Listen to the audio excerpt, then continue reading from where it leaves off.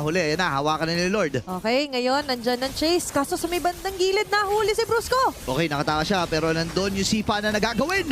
Habang nakuha na dito ni King Kong yung Lord. Blessing point naman ang bibigay ni Kera. Nagamit na rin na actually. Yan dito yung Wind of Nature. Pero naman si Kairis, si Sabero sumama na! Ang sakit ng mga sibat! Super Prince kailangan mag-trans. Pero si Kuboy may iibig sa kamay ni Kurt. Parang na-shutdown siya dito ng Onyx PH. Naka-ready na ang mga Clippers, pero sa ngayon, naka-ready sila King Kong na mataterify. Loot P sa pinakalikod umatake kay Kirk. Pero King Kong nga daw unang babagsak. Grabe, buhay pa rin. After the siya, hindi na ata magagamit. Pero si Kirk, nabitawan yung kanyang prime. Nagiging additional na lang dito si Kyrie. Pero Uy. Kelra, O yun, ang ganda ng sipa! Patay ka agad si Sans! Kaya naman si Bruce kayo nakarga! Anak! At si Kiboy, kailangan na rin lumayo ang baba ng kanyang boy. Tumama yung Bisel Araw, si Ludwig ngayon lumatras. At kailangan lumayo na rin ni Kiboy. Nagbilihan na rin ng mga immortality.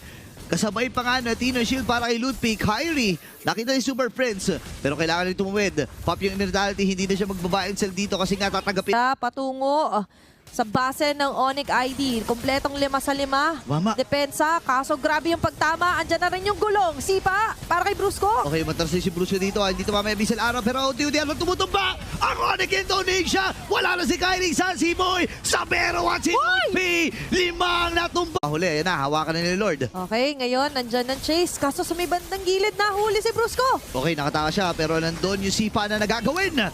Habang nakuha na dito ni King Kong yung Lord. Blessing point naman ang bibigay ni Kera. Nagamit na rin na actually. Yan dito yung Wind of Nature. Pero naman si Kairis, si Sabero sumama na!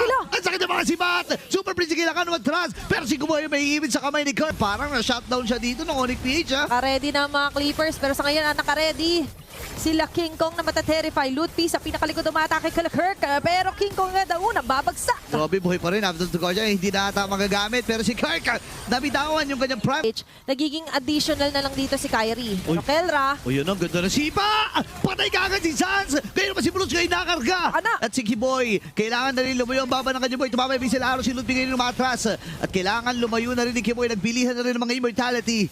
Kasabay pa nga na Tino Shield para kay Ludwig. Kyrie, nakita ni Super Prince. Pero kailangan rin tumawid. Pop yung immortality, hindi na siya magbaba cell dito kasi nga tatanggapin. patungo sa base ng Onyx ID. Kompletong 5 sa 5. Mama. Depensa, kaso grabe yung pagtama. Andyan na rin yung gulong. Sipa, para kay Brusco. Okay, matras si Bruce dito. Hindi tumama yung Bisel Araw. Pero unti-unti ang tumutumba. Ang Onyx Indonesia. Wala na si Kyrie Sans, si Boy. Sabero at si Ludwig. 5 natumba.